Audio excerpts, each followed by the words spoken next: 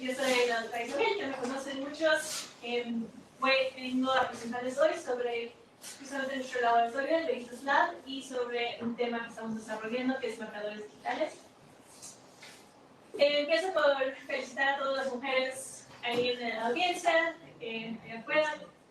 Creo que es muy oportuno que estoy dando yo el seminario hoy en el Día Internacional de la Mujer, no solo porque yo soy una investigadora mujer, pero también porque voy a estar presentando muchos trabajos de investigación que hago en colaboración con investigadoras importantes. También el laboratorio del que estoy trabajando, Veritas Lab, está dirigido por una investigadora de renombre, por la doctora Mónica Tentori. Entonces creo que es un muy buen tema y creo que es muy adecuado darlo hoy el Día Internacional de las Mujeres. Entonces, con eso empiezo presentando nuestro laboratorio. El laboratorio de Veritas, como ya mencioné, es dirigido por la doctora Mónica Tentori, que tiene intereses en áreas de inteligencia artificial, interacción humano-computadora, cómputo ubicuo. En el laboratorio nos encontramos estudiantes de maestría, de doctorado y postdocs. Ahí está Cristian, Yanitza, Luisa Mudio, que espero que esté en línea, Concepción Valdés o Connie, y el doctor Arturo Morales, que también se encuentra en la audiencia. Los invito a que se acerquen con ellos, a preguntarles qué están haciendo dentro de Veritas Lab. Y pueden ver que somos un grupo bastante divertido, animado y bastante unidos. En Veritas Lab trabajan varios diferentes temas importantes en las ciencias de la computación, por ejemplo, temas de sensores ápticos, biofeedback, inteligencia artificial.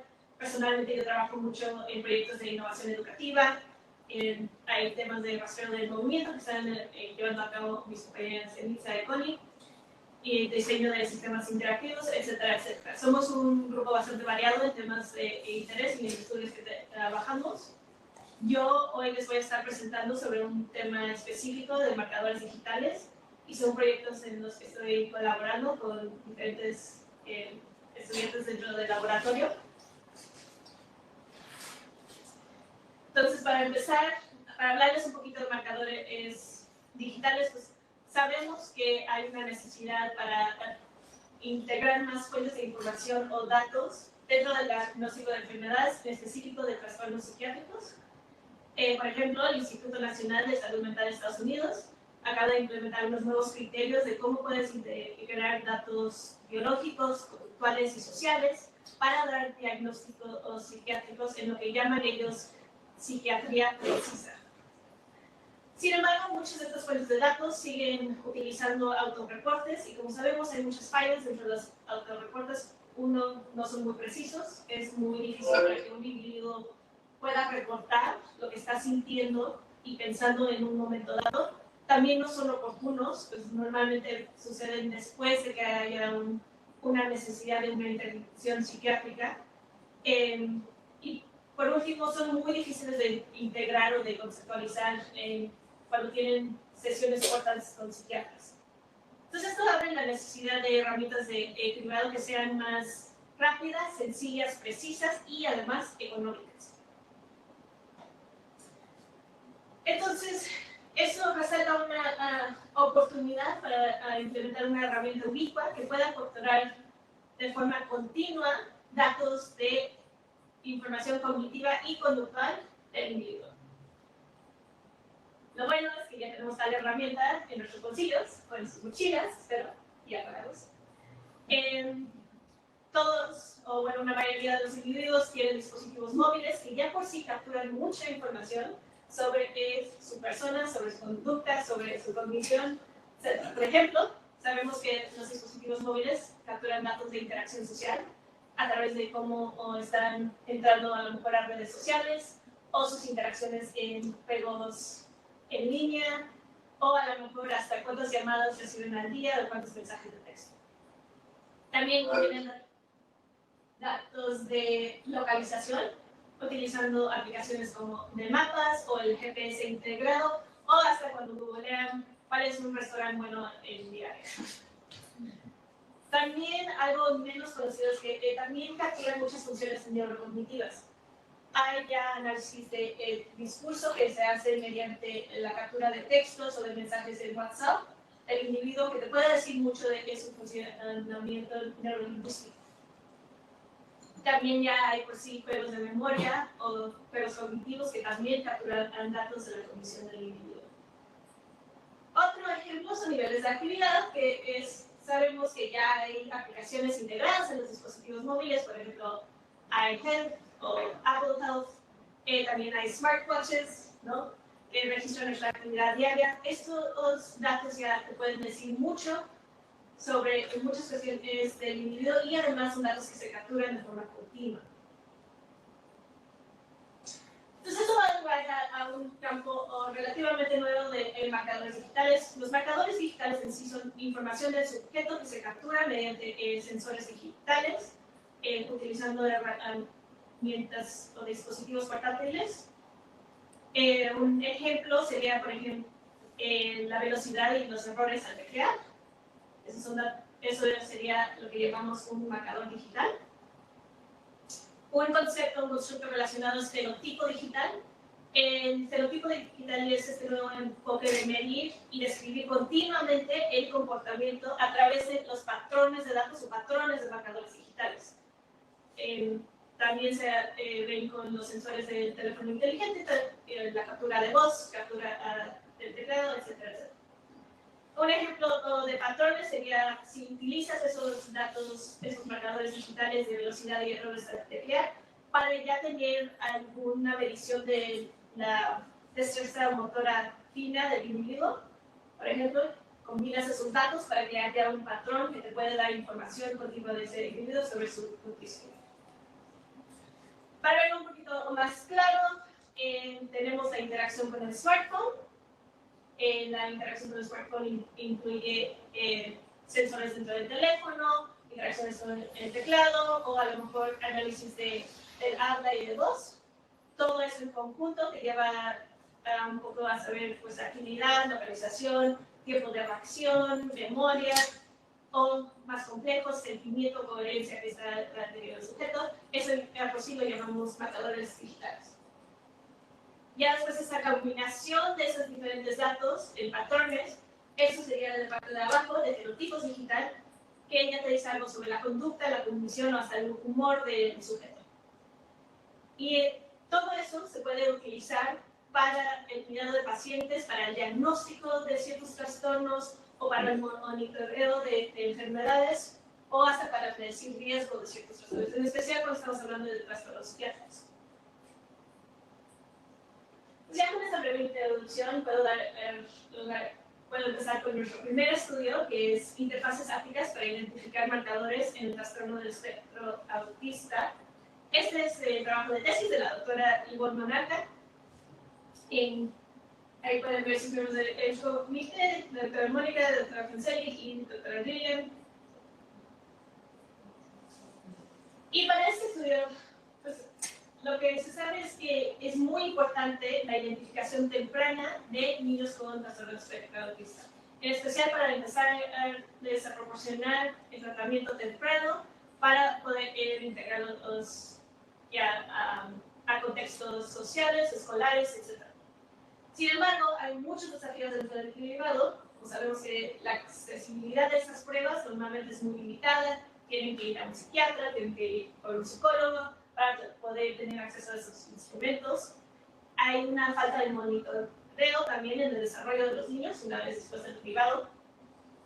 Y también muchas de estas pruebas se basan en autorreportes y autorreportes de padres de familia, que sabemos que pueden tener ciertos sesgos. Hay padres que no quieren reportar ciertas conductas de los niños o a lo mejor no observan el niño de forma diaria. También el problema con estos instrumentos de privado es que también se enfocan mucho en habilidades sociales y de comunicación del niño. No se enfocan en otras cuestiones, otras características del trastorno del espectro autista, que son, por ejemplo, problemas motrices o problemas de motrices. Entonces, ¿qué sabemos de marcadores digitales o marcadores de TEA? Pues que no hay muchos, no sabemos claramente cuáles son los biomarcadores del TEA. aunque se han encontrado algunos indicadores relacionados con la mirada, la voz y el movimiento, todavía no hay nada definitivo. Y que a pesar de la importancia de la interacción táctil de los niños con TEA, en su diagnóstico no hay evidencia de marcadores táctiles para el diagnóstico de niños con TEA. Eso también abre una oportunidad de las interfaces ápticas que podrían ser utilizadas como una herramienta útil para identificar esos marcadores digitales. Entonces, justamente el objetivo de este estudio era identificar marcadores digitales mediante interfaces ápticas y evaluar su desempeño en la clasificación de niños con TEA. Para ese propósito se desarrolló esta aplicación que se llama Feel and Touch, que es un juego móvil áptico en donde se utilizó la metáfora de las arañas que sienten vibraciones en sus telarañas. El objetivo de la aplicación o del juego es ayudar a una araña hambrienta a construir su telaraña y a comer. Entonces, hay dos actividades estructuradas, que es el armar la telaraña mediante patrones que presentan el juego y alimentarlo, ayudarlo a comer mediante stick-taps. Y hay una actividad libre en donde se baila la araña.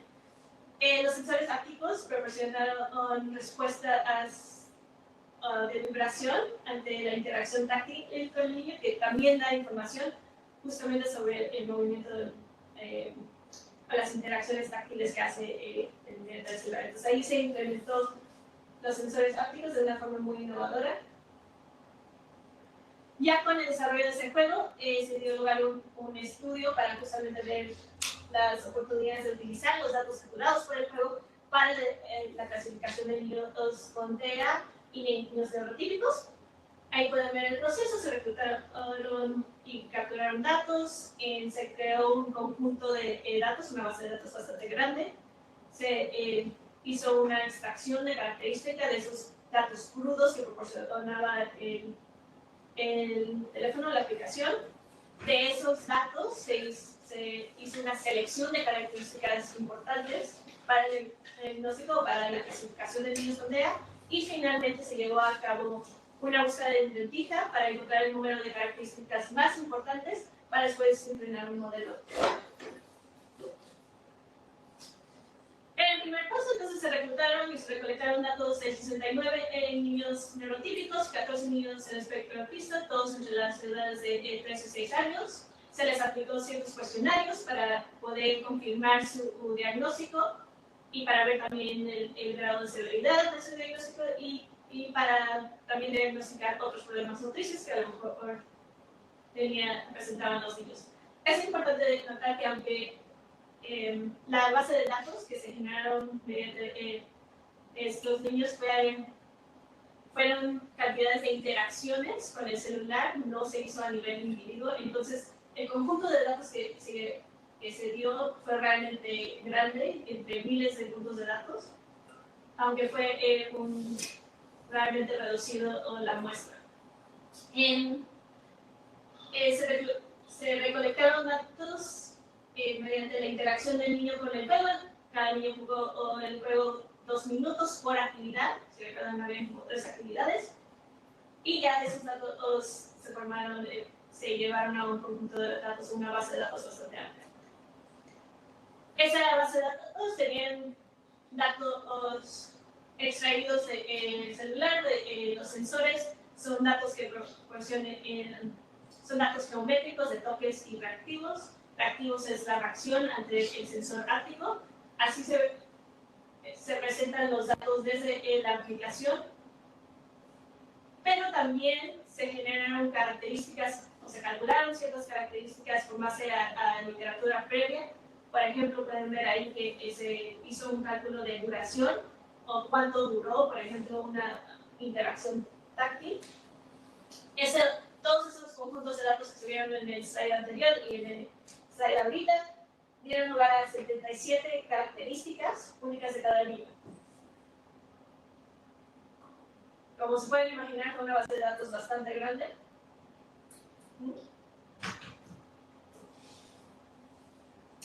Con todas esas 77 características se llevó a cabo un F-test que arrojó un conjunto de marcadores digitales, entonces ya se redujeron de esas 77 características a 3 características que realmente eran descriptivos de los niños con TEA.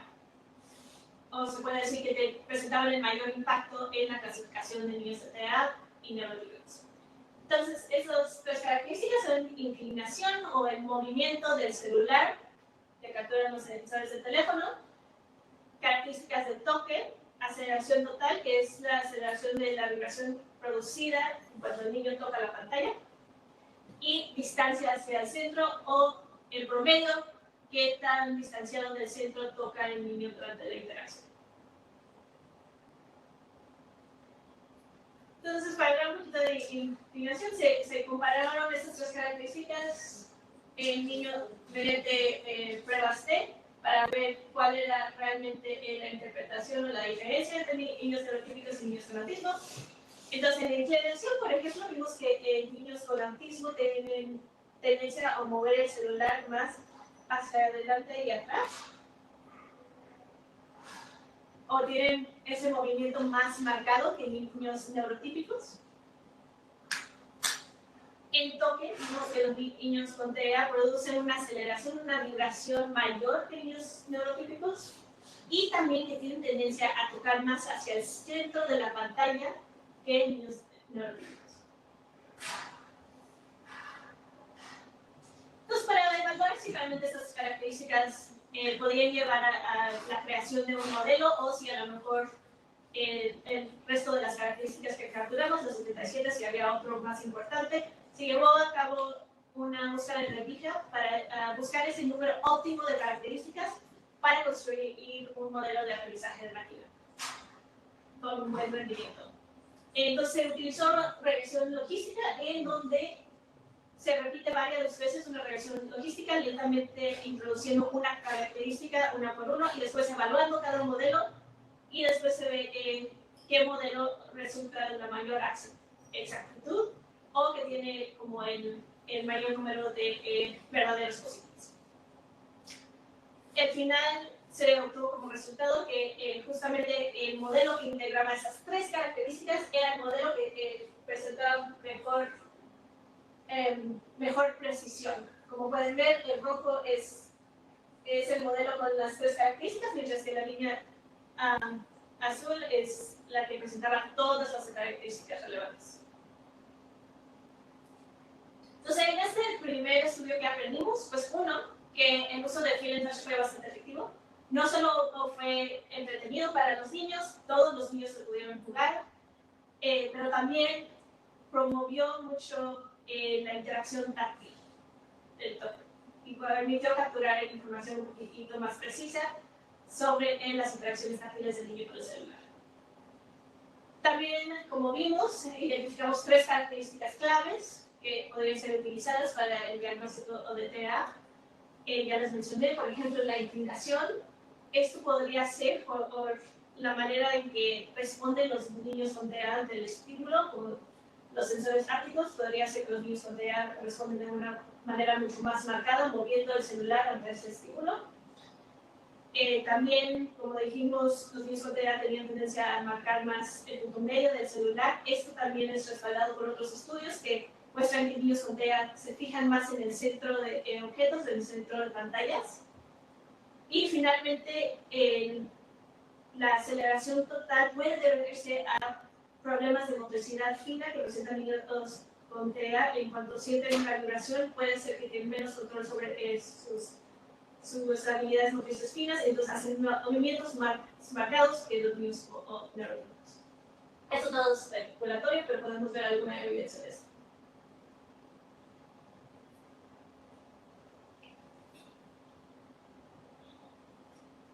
Ahora entramos al segundo tema, o al segundo estudio, es hábitos digitales. Esto es un estudio que estamos realizando en colaboración con la Universidad de Cambridge. Está siendo liderado por mi compañera Concepción Valdés, Connie. También estamos en colaboración con la Universidad de Southern California, profesora Eli. Y la motivación de este estudio es, pues sabemos que los adolescentes La gran mayoría de los adolescentes usan celulares o smartphones. El 95% de adolescentes de Estados Unidos tienen un smartphone y más del 40% menciona utilizarlo de manera constante, o estar constantemente conectados, ¿no? Entonces es a una prevalencia muy alta y muy constante dentro de la vida de los adolescentes. Es tan constante y abarca tanto que ahora hay regulaciones para limitar el uso de los dispositivos móviles, en específico por la preocupación que a lo mejor interfiere dentro de su atención, de su estado, de su salud mental, hasta de su estado físico. Entonces hay regulaciones dentro de contextos, por ejemplo en contextos escolares, pero también hay guías y regulaciones a nivel mundial. Vemos que la Unión Europea tiene sus propias guías de cómo deberían limitar el uso del celular. El problema con estas guías y estas regulaciones es que realmente no difieren entre el tipo de uso del celular, ¿no? Y sabemos que el uso del celular también puede ser muy productivo. Puedes tener acceso a tu correo, a tu calendario, a una calculadora. Y a lo mejor estas regulaciones tienen que distinguir realmente qué tipo de uso. Por eso nosotros tenemos la hipótesis que el uso habitual del teléfono, el uso que no tiene realmente una meta dirigida del uso, por ejemplo, la interacción a lo mejor de redes sociales, o a lo mejor nada más cuando estás viendo tu celular nada más para verlo, que podrían ser más dañinas para la salud mental que otras formas de uso. Entonces, en este estudio tenemos las siguientes preguntas de investigación. ¿Podemos usar los datos pasivos del celular, patrones táctiles y aplicaciones para distinguir entre el uso habitual y no uso habitual del celular en adolescentes? Y hay una asociación entre salud mental y uso habitual del teléfono. Para este estudio se desarrolló una aplicación, iTaku, que es una aplicación de Android. Entonces, como estaba diciendo, se creó una aplicación para este estudio llamado iTaku. Es una aplicación de Android, está hospedado en el servidor de CCS y es una aplicación que recopila datos de interacción del celular de manera pasiva, o sea, eso significa que no necesitan los usuarios interactuar con la aplicación para promover la colección de datos. Entonces colecta datos de eventos de interacción táctil, o sea, se inician en cuanto hay una interacción táctil, y estos datos pueden ser como de clic, arrastres, desplazamientos, lo que llaman deslizamientos o scrolls. Y también colecta datos de la aplicación en primer uso, la aplicación en donde se da esa interacción táctil, y también los tiempos de bloqueo y desbloqueo del teléfono.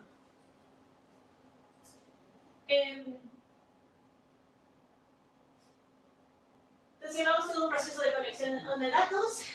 Primero se buscó la revisión del proyecto para el comité de ética y la aprobación del comité de ética, pero ya acabamos este estudio. Hubo un periodo de reclutamiento y después selección de participantes porque hubo criterios de inclusión. Era importante que tuvieran un teléfono Android entre 18 y 22 años de edad y que no presentaran problemas motrices. En la etapa 3 se instaló y se configuró la aplicación de iTaku en los celulares de los participantes. Hubo una reunión de introducción con los participantes para explicarles el propósito del estudio y de la aplicación y ayudarlos en la instalación.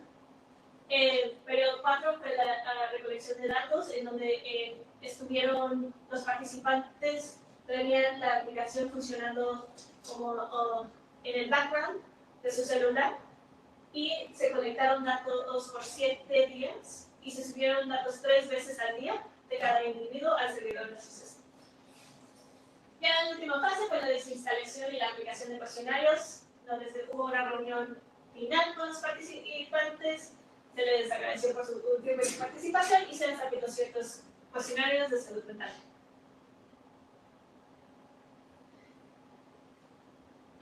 Al final obtuvimos 30 participantes entre las edades de 18 y 22 años, con una media de 20 años. Como ya les mencioné, se colectaron datos por 7 días y hubo 3 archivos diarios que se subieron por individuo cada día. Se pueden imaginar que de nuevo es una base de datos bastante grande. Al final se juntaron todos esos diferentes archivos de todos los diferentes individuos para crear una base de datos. Pueden ver ahí más o menos cómo se ven. Se creó, por ejemplo, un identificador nada más para identificar las filas. El evento, se marcó el evento que podría ser el clic, el scroll, el bloqueo, el desbloqueo. Después una variable de fecha, donde se dio la fecha y la hora en que se dio esa interacción. Cada renglón representa una interacción táctil que tuvo el usuario con el celular. Después hubo un ID único del evento y finalmente la aplicación en que se dio ese evento. Entonces, por ejemplo, Instagram, TikTok, todo eso. Como ya les mencioné, también se recolectaron algunos datos de cuestionarios de salud mental. El primero fue para identificar usuarios habituales o no habituales del celular. Este cuestionario presenta preguntas sobre la automaticidad del uso del celular, sobre la frecuencia en que lo usan, la relevancia que tiene el celular o el uso del celular a su propia identidad y la fuerza de la vida. El segundo cuestionario es el BC-BAS, que son cuestionarios que indican activación conductual o inhibición conductual y tienen escalas de impulso, búsqueda de diversión, sensibilidad a la recompensa y inhibición conductual. Después también tuvimos 3 cuestionarios relacionados con trastornos psiquiátricos o del humor. Uno es el GAD-7, que ayuda o sirve para el diagnóstico de la ansiedad generalizada y le pregunta al individuo que en las últimas 2 semanas qué tantos síntomas de ansiedad han presentado. Igual está el PHQ, que es muy similar, pero para asintomatología de depresión. Y finalmente el OCIR, que es para el trastorno obsesivo. El último medida que tomamos era de control atencional, o qué tanto control siente el individuo que tiene sobre su atención para poder dirigir y como aumentar o pueda dirigir y fijar la atención. Entonces, algunos resultados preliminares, hicimos algo de estadística descriptiva y correlaciones. Vimos que a mayor puntuación de hábito en las redes sociales hubo mayor grado de experiencias o respuestas positivas a las recompensas. Esto tiene cierta lógica porque podríamos considerar que pues, las redes sociales tienen ciertas recompensas o sistemas de recompensas integradas, ¿no? Por ejemplo, el like, podrías darle un comentario a un compañero, etcétera, etcétera. Entonces, se entiende que a lo mejor las personas que sienten más, tienen ese sentimiento más positivo hacia obtener una recompensa, también al mismo tiempo están interactuando más con las redes sociales. Vimos también esa correlación con gravedad de depresión y de nuevo respuestas positivas a las recompensas. Esto también podría ser por esta búsqueda de dopamina que tiene sintomatologías de la depresión, que de nuevo promueven esta búsqueda de recompensas o esas recompensas rápidas que se tienen. Vimos una correlación negativa entre el control de la atención y la búsqueda de emociones y buscar nuevas sensaciones. A lo mejor esto puede también ser un indicador de que las personas que tienen mayor control sobre su atención a lo mejor no necesitan estar buscando diferentes sensaciones de forma repentina o de forma espontánea porque se pueden centrar en una sola cosa. Eso no, de nuevo es especulación, pero puede haber cierta lógica dentro de esas correlaciones. En las aplicaciones, como vieron los datos, tenemos cierta lista de aplicaciones utilizadas y eso los utilizamos para hacer categorías dentro de como cuál era la intención de esa aplicación. Entonces vimos que la gran mayoría de las interacciones registradas, o el 30%, fueron en redes sociales. También observamos que menos del 1% de las interacciones registradas fueron con aplicaciones que nosotros dijimos que tenían fines productivos, como ya mencioné, como el calendario, tu correo, cosas de automatización de Office. Por ejemplo, sujetos CNJF, 56 por ciento de sus interacciones registradas fueron en redes sociales, pero no menos 2% fueron en Facebook.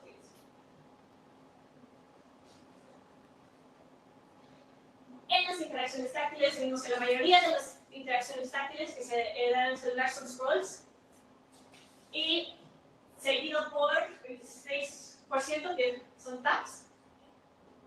Las demás interacciones pueden ser double taps, arrastres, bloqueos y desbloqueos, etc. Pero esos fueron los dos interacciones más altas. Entonces, ¿qué aprendimos de este estudio? Pues en esta colección de datos inicial nos dimos cuenta que había necesidad de hacer algunos cambios en la aplicación para capturar un nivel de detalle necesario para nuestros propósitos. Por ejemplo, capturamos en tiempo segundos y no milisegundos. Entonces, eso nos dimos cuenta que era algo muy importante para poder distinguir, y se hicieron cambios en la aplicación para poder aumentar la precisión. También nos dimos cuenta, bueno, siempre supimos que íbamos a necesitar un mayor número de participantes para poder hacer análisis más complejos a nivel individuo. Por eso ahorita también está realizando recopilación de datos adicionales en Cambridge, y ahorita eso se está llevando a cabo. Pero el último punto, y lo que ahorita estamos batallando, tratando de pensar, es cómo podemos crear constructos más complejos sobre el comportamiento celular. Tenemos todos estos datos crudos, pero ¿cómo, por ejemplo, podemos describir la conducta de cambiar de una aplicación a otra? ¿Y cuál es esa importancia? Otro tema que nos interesa mucho ahorita es el tema de lo que se llama doom scrolling. Y doom scrolling es un constructo que se evidenció durante la pandemia. Es conducta del individuo, ese hábito de desplazarse constantemente en redes sociales o en medios de noticias de manera obsesiva y enfocándose en noticias negativas o tristes o estresantes, ¿no? Lo que se ha dicho es que esta conducta provoca horas largas en el uso del celular, sentimientos de pérdida de tiempo y pérdida de concentración y persistencia. Doom scrolling hasta ahorita nada más ha sido detectado a través de ambos reportes. Entonces el mismo individuo hace un reporte de su conducta, o sea, su tendencia a hacer esta conducta. Lo que nosotros nos gustaría pensar es cómo podríamos capturar mediciones objetivas del doom scrolling, cómo lo podemos definir mediante los datos que tenemos, o que necesitaríamos capturar para poder definir este constructo. Tenemos un par de conclusiones generales. Pues estos dos estudios realmente están marcando que estamos avanzando hacia métodos más precisos para recolectar datos de marcadores digitales en individuos. Como lo mencioné en el primer estudio, se utilizó sensores ápticos para poder medir interacciones táctiles de niños. Y en el segundo ejemplo, se recopiló datos de forma pasiva mediante la aplicación de iTaco. El segundo punto, continuamos explorando cómo estos datos se relacionan a trastornos del neurodesarrollo y de la salud mental. Ya lo vimos en el primer estudio con el tema del autismo, y ahorita en este segundo estudio estamos explorando con síntomas de depresión, ansiedad, obsesivo compulsivo. También tenemos otro estudio donde estamos viendo también estrés. En ese tercer punto, estos dos estudios han generado bases de datos bastante extensos que abren en numerosas oportunidades para continuar el análisis o hacer análisis adicionales o otras preguntas de investigación. Y finalmente también algo que estamos considerando es elaborar guías o más o reglamentos o tener más o presentar papers que enseñen cómo analizar este tipo de datos. Hay muy poco apoyo ahorita en la investigación que pueden explicar cómo analizar o cómo pensar en estos datos, especialmente cuando estamos tratando de analizar para poder hacer conclusiones sobre las conductas de los individuos. Pues ahorita estamos explorando cómo crear esas guías o empezar ese trabajo. Y ya con eso concluyo mi plática. Muchas gracias.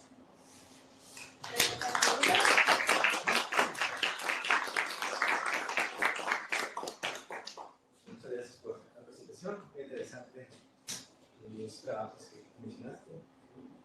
Voy a abrir la sesión de preguntas. Hay preguntas aquí o en línea.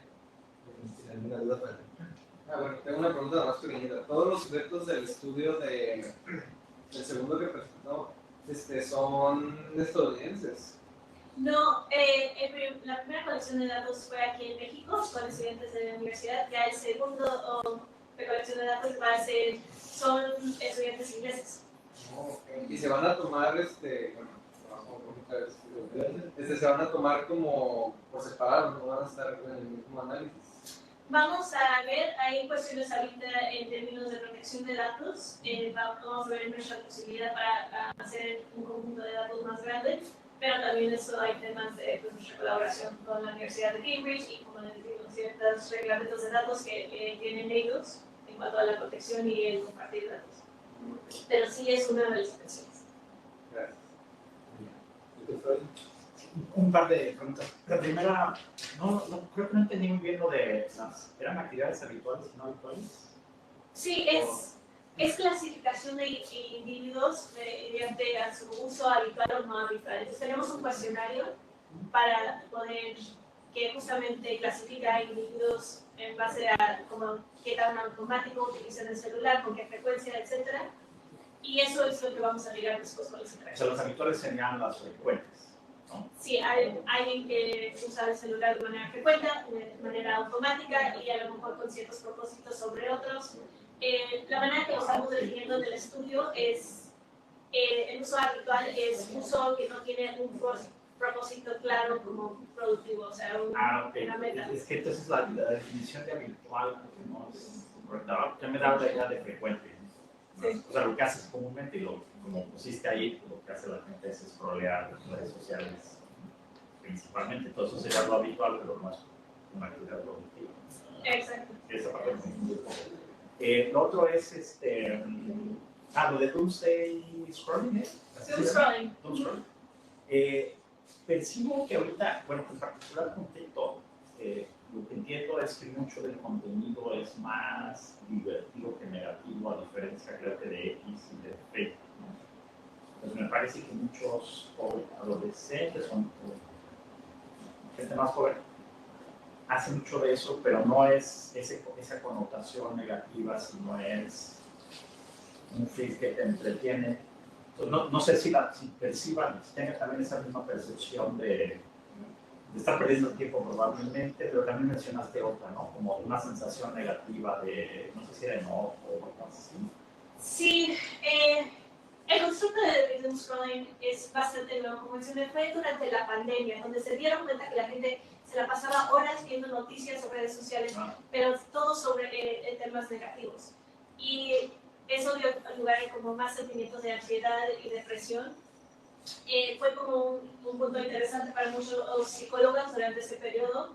Ahorita se entiende un poquito menos porque ya no tenemos, durante la pandemia teníamos como un bombardeo, ¿no? Esas noticias negativas. Ahorita tienes que ser un poquito más, o sea, tienes que buscar un poquito más, ¿no? Esas noticias o ese contenido negativo que a lo mejor sigue estando en TikTok o está en Facebook de manera diferente. Pero sí creemos que hay algo ahí sobre el contenido que necesitaríamos llegar para poder detectar realmente doomscrolling. Sí, o sea, porque mucho de eso me parece que fue simplemente seguir las noticias, o sea, la curva de cuántos se han muerto, cuántos, o sea, no era necesariamente en estos medios, ¿no? Pero porque también un problema que me parece que no han detectado en redes sociales, que está muy asociado a lo de FOMO, ¿no? Fear of Missing Out. Sí. Es más bien, que eso sí podría estar más en TikTok, ¿no?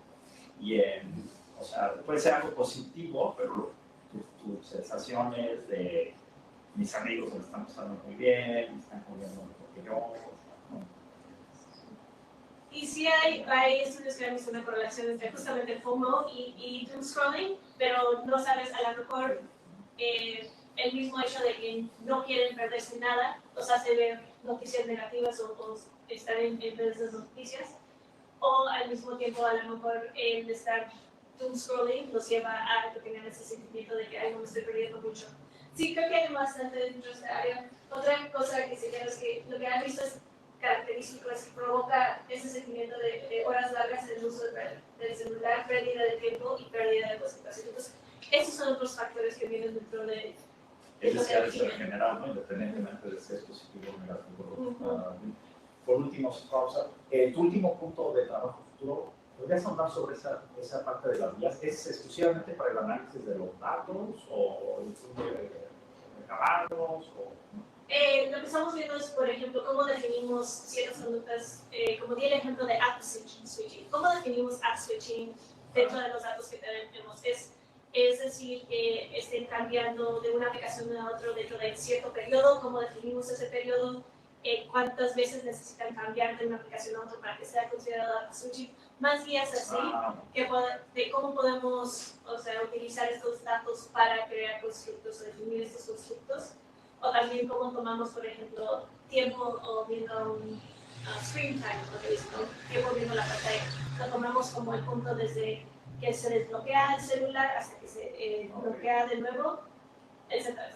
Y algo de eso hay en la literatura, ¿no? O sea, hay quien ya define algunas de esas cosas puntualmente para hacer los estudios. No tanto utilizando datos. Mucho de esto es autorreporte. Y justamente eso es lo que queremos explorar más. ¿Cómo podemos utilizar esos datos para que sea una medida más objetiva de esas conductas? Muy bien. Una pregunta extra. ¿Liderazgo? Tengo una más. Dijiste que tuviste que pasar por comité de ética. ¿Qué medidas tienes que tomar como empieza como investigador? También al momento de desarrollar las aplicaciones. ¿Qué se tiene que hacer para asegurar la privacidad de los usuarios? Claro, como sabemos, pues el uso, como ya se los mencioné, el uso del celular pues, tiene mucha información sobre un individuo, entonces tienes que tener cuidado con la protección de la identidad de ese individuo con su base de datos. Entonces tuvimos que tener mucho cuidado en qué variables extraíamos con el uso de iTaco, que, por ejemplo, tener cuidado que no tuvieran localización, ¿no? Realmente ajustar y acotar el tipo de datos. También, como ya mencioné, estamos colaborando con la Universidad de Cambridge. Ellos tienen diferentes reglamentos del uso de datos y la colección de datos que también tuvimos que considerar. Y el último punto fue realmente es el consentimiento informado. O sea, tuvimos esas sesiones con cada participante. Yo no debería decir, mis compañeros tuvieron esas sesiones con cada participante para explicarles el propósito y realmente ser transparentes sobre la colección de datos que se está haciendo. Ok, muy bien. Bueno, aprovechando la última extra, si me toca más. Mencionaste, sobre todo en el segundo proyecto, que tienes datos de cuestionarios y los datos de la app. ¿Piensas en algún momento hacer correlaciones legales? ¿Tienes suficientemente buena información para hacer esta conexión? Justamente sí, eso es nuestra segunda fase, pero primero tenemos que definir estas conductas más complejas del celular. Ya mencioné algunos, como screen time, app switching, para poder ya hacer esas correlaciones de manera significativa, porque ahorita también estamos explorando mucho que, por ejemplo, diferentes eventos, o sea, scrolling, a lo mejor son más relacionados al uso de aplicaciones específicas, ¿no? Como podríamos pensar TikTok, o clics están siendo utilizados. Entonces, hay mucho de dónde explorar y mucho que definir primero antes de que podamos hacer esas correlaciones, pero sí, justamente sí. Se busca. Muy bien. Una extra, hay una pregunta en línea, ¿qué se